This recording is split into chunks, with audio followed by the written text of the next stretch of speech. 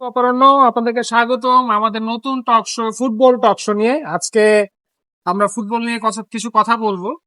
আর আজকে আমাদের যিনি অতিথি, তিনি আমাদের সবার পরিচিত, সবার প্রিয় বড় ভাই শাকিল আহমেদ ভাই। কেমন আছেন ভাই? খুব ভালো আছি। আপনি কেমন আছেন? আছি আলহামদুলিল্লাহ, ভালো আছি।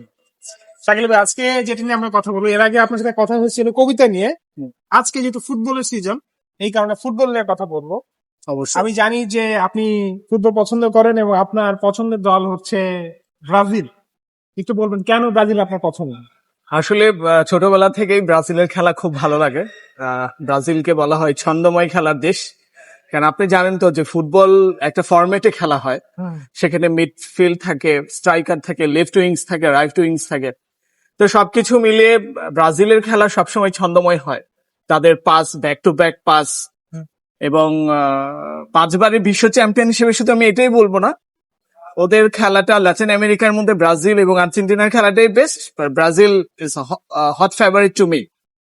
আর নেইমার, কাকা, রোনালদিনো যারা পূর্বে খেলে গেছেন, রোবার্তো কার্লোসের মতো ফ্রি-কিক মাস্টার, সবার কথাই আমি বলছি। আপনারা রোমারিওর নাম শুনেছেন, রবিনোর নাম শুনেছেন। এখন আসলে নেইমারের যুগ। এই ওয়ার্ল্ড কাপে নেইমারকে আমরা মিস করছি, বাট ওই হোপসো নেইমার খুব আর্লি ব্যাক করবে এবং দেশবাসী ব্রাজিলের সমর্থনকে খুব জোরালো ভাবে সমর্থন দেবে এবং আই হোপ ব্রাজিল ভালো কিছু করবে। আচ্ছা, ব্রাজিলের তো আপনার অনেক প্লেয়ারের মধ্যে পছন্দ, সবচেয়ে পছন্দ কে? সবচেয়ে প্রিয় প্লেয়ার?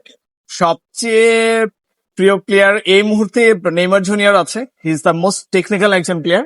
কেন, কি কারণে পছন্দ? তার আসলে বল নিয়ে তার যে দক্ষতা এবং তার যে ড্রিবলিং স্টাইল, এটা আসলে খুব ভালো লাগে। খেলার একটা আর্ট আছে এবং উনি যখন মিডফিল্ডে খেলেন, কখনো লেফট উইংসে খেলেন। মূলত উনি কিন্তু একজন স্ট্রাইকার, ফরওয়ার্ডে উনি খেলেন, Finisher কিন্তু পুরো মাঠ জুড়ে উনি মাঝে মধ্যে খেলেন। এটা আমার কাছে খুব ভালো লাগে আসলে। মানে ইজ দ্য লাস্ট ফিনিশার, একজন লাস্ট ফিনিশার, একজন কি প্লেয়ার যেমন খেলা উচিত সেটাই খেলেন। নেইমার জুনিয়র তেমন যদিও এবার তিনি সুযোগটা পাচ্ছেন না, কম পাচ্ছেন, সুযোগ পাচ্ছেন না আসলে, হয়তোবা তার ইনজুরির কারণে এরকম হচ্ছে। আমরা অনেকেই শুনেছি যে 981 দিন পর উনি মাঠে এসছেন এবং সবাই ব্যাপারটাকে খুব ইমোশনালি নিয়েছেন। তো আশা করি নেইমার বাকি ম্যাচগুলোতে অ্যাটেন্ড করবেন খুব অল্প সময় হলো। আমরা আশা করি আপনার প্রিয় প্লেয়ার উনি নামুক, ব্রাজিলে ভালো করুক। এখন পর্যন্ত ব্রাজিল যে কটা ম্যাচ খেললো, আপনার কি মনে হয় ব্রাজিলের শক্তিটা কোথায়, কোন জায়গায়, যেটার কারণে তারা ওয়ার্ল্ড কাপ জেতার সুযোগ হতে পারে বা সম্ভাবনা পাবে? এই পর্যন্ত ব্রাজিল যে কটা খেলাই খেলেছে, আসলে গ্রুপ পর্বের আগের খেলাগুলো খুব একটা ছন্দময় হয়নি। গ্রুপ পর্বের পর এখন আজকে রাতে একটা খেলা আছে।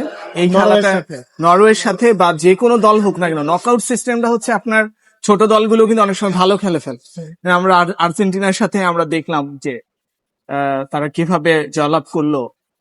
আমি আশা করি ব্রাজিল আজকের খেলাটায় আরো ছন্দময় খেলবে এবং ভিনিসিয়াস জুনিয়র এবং নেইমার জুনিয়র যদি দুই সাইড থেকে খেলতে পারে, এবং আমি কোয়ার্টার ফাইনাল পর্যন্ত মনে করেন প্রথম স্টেপ আমি জিততে চাই, অর্থাৎ পর্তুগালের সাথে খেলা পড়বে এবং পর্তুগালকেও যদি আমরা হারাতে পারি, হয়তোবা আর্জেন্টিনার সাথে আমাদের দেখা হওয়ার একটা সুযোগ থাকবে। তাহলে আপনি কি বিশ্বাস করেন যে এবার চ্যাম্পিয়ন হতে পারে ওয়ার্ল্ড কাপ? একটু খারাপ লাগছে, ল্যাটিন আমেরিকার দুইটা দেশ যে কোনো একটা যেতে যাবে। আমি মনে করছি ফ্রান্স এবং আর্জেন্টিনা এবং ব্রাজিলের মধ্যে যে কোনো একটা যাবে। তাহলে কি ব্রাজিল চ্যাম্পিয়ন হওয়ার সম্ভাবনা আছে? I hope so. আমি তো সেটা চাবই, কারণ আমি ব্রাজিলিয়ান সমর্থন করি, ব্রাজিলকে সাপোর্ট দেই। আমি চাই নেইমার লাস্ট ম্যাচ খেলেও ওয়ার্ল্ড কাপটা নিয়ে যাক। আচ্ছা, যেহেতু আর্জেন্টিনার কথা আসি, ব্রাজিল আর্জেন্টিনা, আমি আর্জেন্টিনার সমর্থক।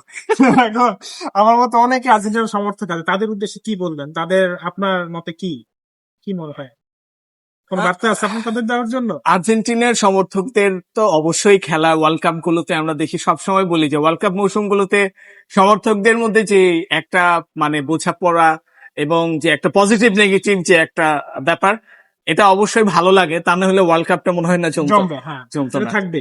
তবে মেসি খুব ভালো প্লেয়ার, আর্জেন্টিনাও ভালো করবে, হোপসো। দেখা যাক ফাইনালে কি চ্যাম্পিয়ন হতে পারে, সম্ভাবনা আছে। সম্ভাবনা তো অবশ্যই থাকছে, থেকে যায় অনেক সময়, এটা বলা যাচ্ছে না, ডিপেন্ডস অন। দেখা যাক কি হয়।